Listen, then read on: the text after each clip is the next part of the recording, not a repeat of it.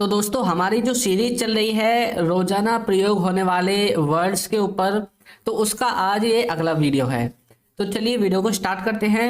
और इस सीरीज में हम सिर्फ उन वर्ड्स को पढ़ रहे हैं जो कि हमारी स्पोकन इंग्लिश के लिए सबसे ज़्यादा इम्पोर्टेंट हैं। मुझे आज पता है कि आपको इंग्लिश ग्रामर आती है, लेकिन फिर भी आप सेंटेंसेस नहीं बना पाते। तो इसका सबसे बड़ा जो कारण है वो यही है कि आपकी जो वर्ड पावर है, आपकी जो वोकेबलरी है वो कमज़ोर है। तो हमारी सीरीज़ को फॉलो कीजिए और आपको और जो पहले की वीडियोस हैं वो आपको चैनल पर ही मिल जाएंगी। एक प्लेलिस्ट बना रखी है मैंने अलग से, वहाँ से जाकर आप उनको देख सकते हैं। तो चलिए वीडियो को स्टार्ट करते हैं। तो सबसे पहला जो वर्ड है वो है हमारा फॉलो। फॉलो का जो मतलब होता है वो होता है किसी चीज का पालन करना या फिर किसी चीज के पीछे आना। कई बार आपने ऐसा सुना होगा ना, फॉलो मी मतलब मेरे पीछे आओ या फिर मेरे पीछे पीछे आ जाओ, ठीक है। या फिर किसी चीज का पालन करना, जैसे कि आप रूल्स को फॉलो करते हैं, रूल्स का पालन करते हैं।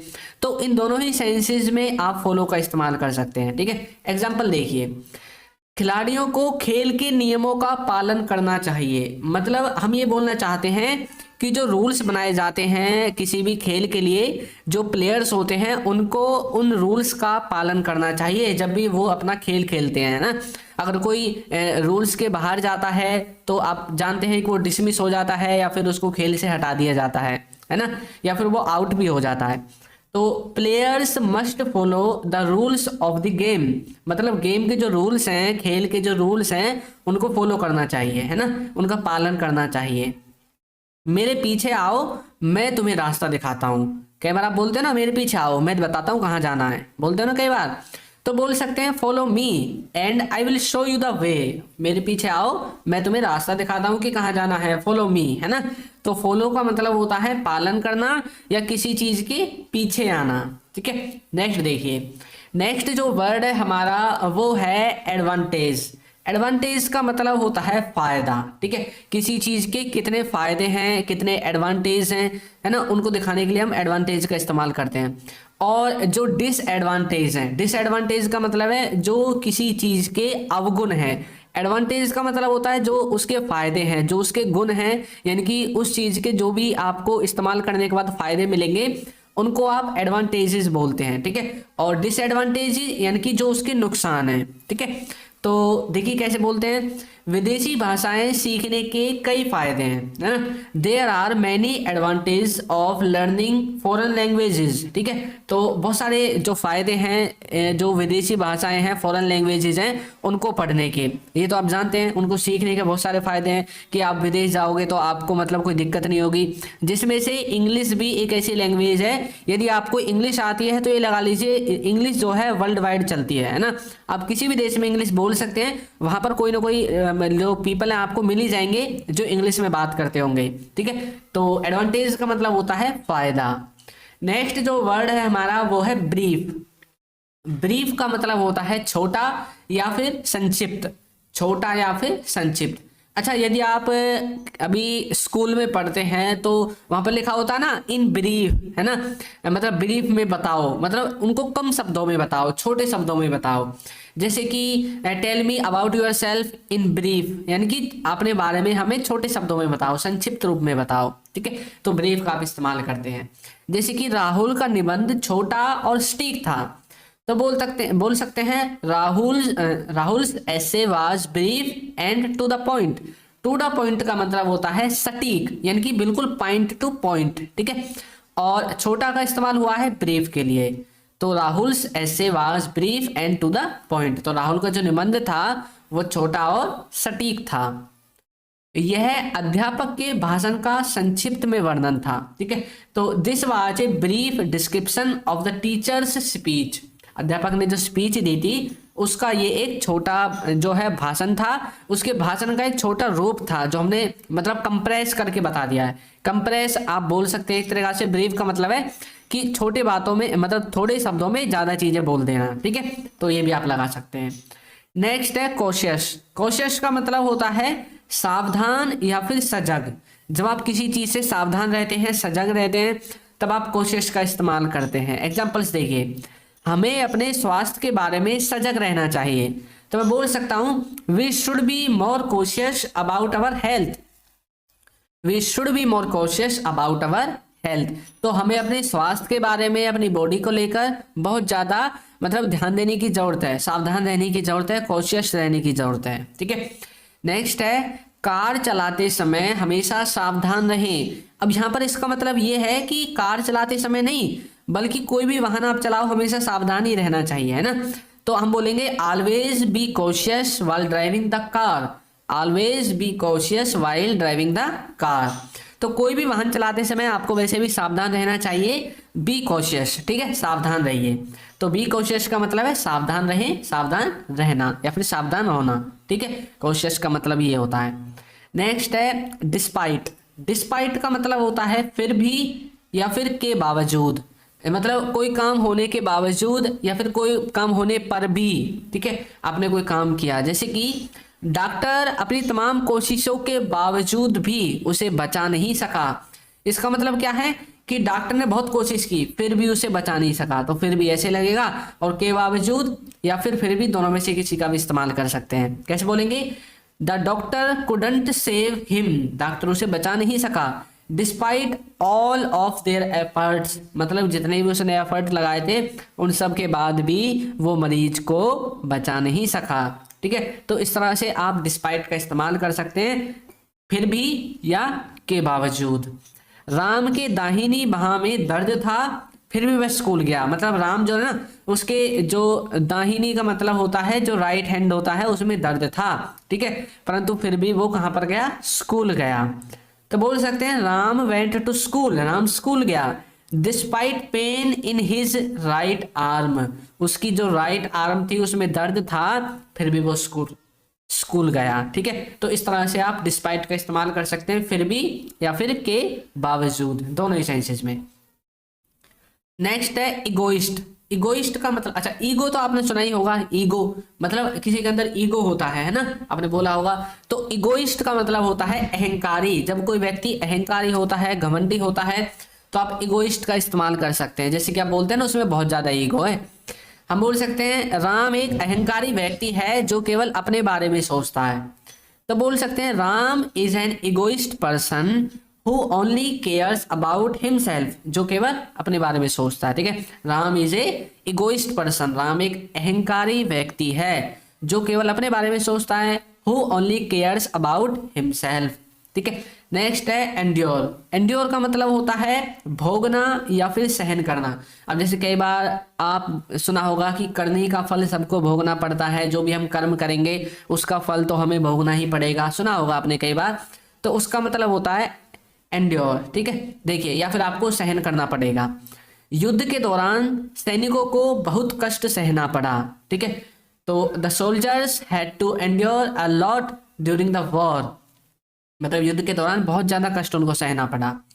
तलाक के भावनात्मक दर्द को सहन करना अक्सर मुश्किल होता है। ठीक है, तो बोल सकते हैं it is often difficult to endure the emotional pain of divorce. ठीक है, तो इस तरह से आप एंड्योर का इस्तेमाल कर सकते हैं।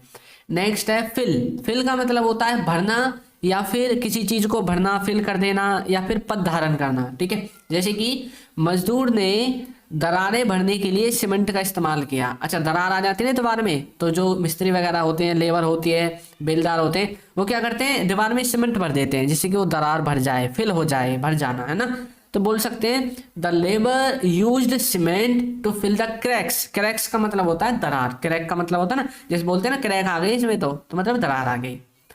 इस वर्ष विदेश सेवा के 44% पर महिलाओं द्वारा भरे गए। ठीक है, जो विदेश में जो मतलब फॉर्म निकले थे ना, मतलब कोई भी फॉर्म हो सकते हैं, तो वो ज्यादातर महिलाओं के द्वारा भरे गए हैं, 44%। This year 44% of foreign services post have been filled by women. ठीक है, इस तरह से बोल सकते हैं।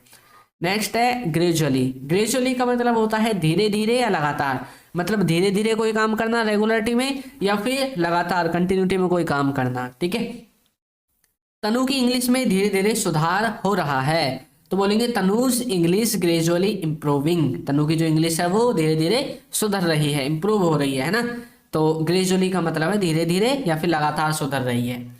हाल के वर्षों में कीमत लगातार बढ़ रही है, मतलब इस वर्ष में जो कीमत है ना वो किसी भी चीज पे वो बढ़ रही है। तो बोल सकते हैं prices have been gradually rising in recent years, ठीक है। तो हाल ही के वर्षों में जो कीमत है वो किसी भी चीज पर बढ़ रही है। नेक्स्ट है मिस्ट्री। मिस्ट्री का मतलब होता है रहस्य या फिर पहेली। जैसे कोई मिस्ट्री होती है, बोलते हैं ना कोई रहस्य होगा, कोई पहेली होगी, तो आप इंग्लिश में उसे बोलते हैं मिस्ट्री, ठीक है। देखिए, मानव जीवन विभिन्न प्रकार के रहस्यों से भरा हुआ है। तो बोल सकते हैं human life is full of mysteries of various types, ठीक है। तो वेरियस टाइप्स की मिस्ट्रीज से भरी हुई है मानव का जो जीवन है।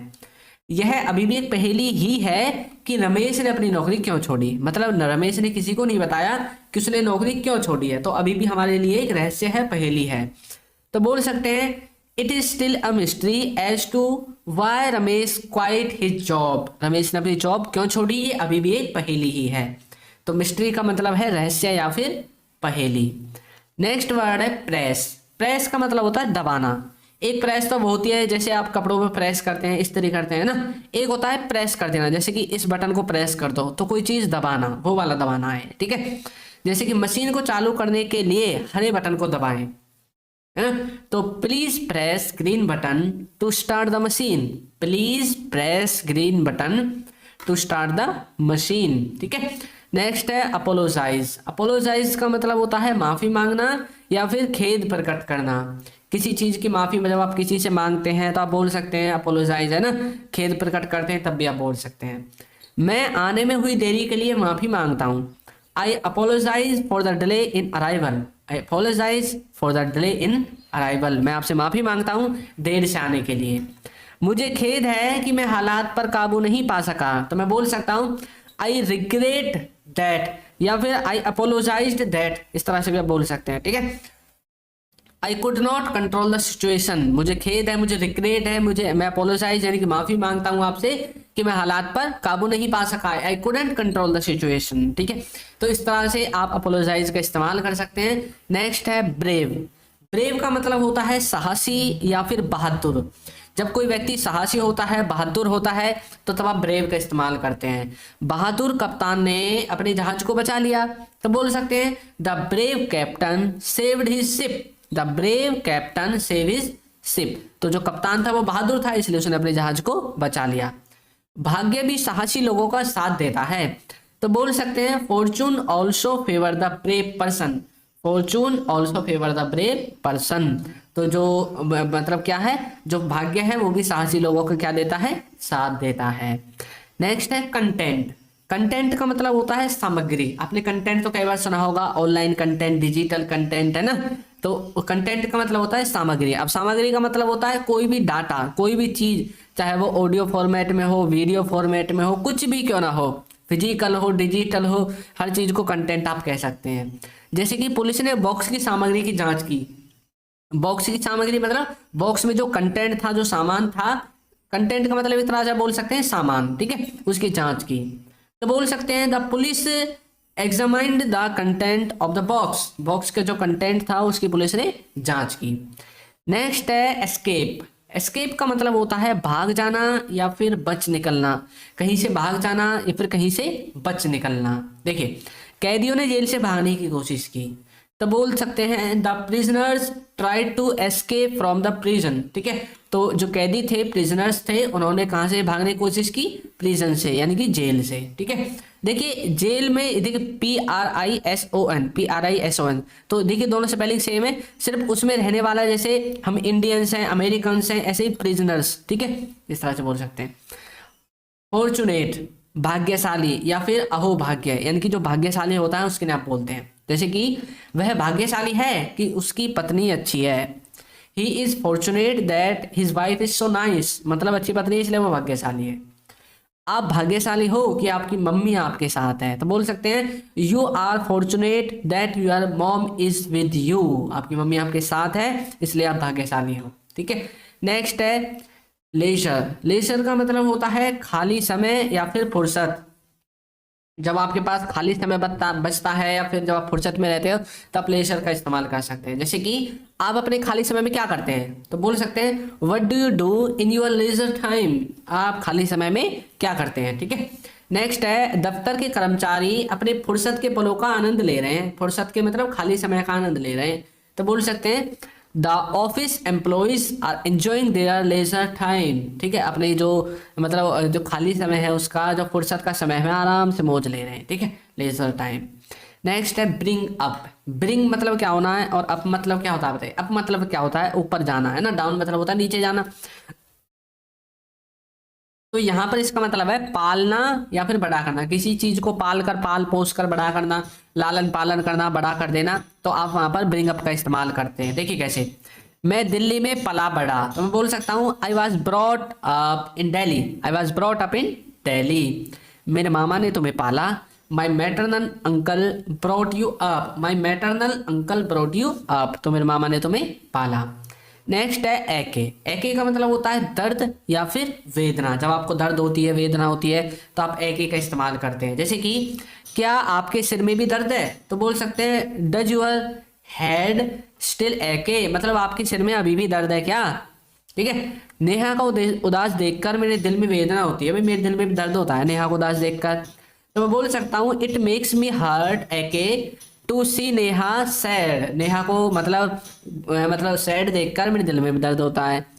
वर्थवाइल। वर्थवाइल का मतलब होता है फायदे का सौदा या फिर लाभदायक। जब कोई चीज़ लाभदायक होती है, फायदे की होती है, तो आप वर्थवाइल बोलते हैं, यानी कि पूरी कीमत वसूल। क्या बात बोलते हैं ना, कीमत वसूल हो गई, वर्थवाइल है ये। तो ये फायदे का सौदा नहीं है, तो बोल सकते हैं इट्स नॉट वर्थवाइल, मतलब it is not a worthwhile deal, मतलब अच्छी डील नहीं है, फायदे का सौदा नहीं है।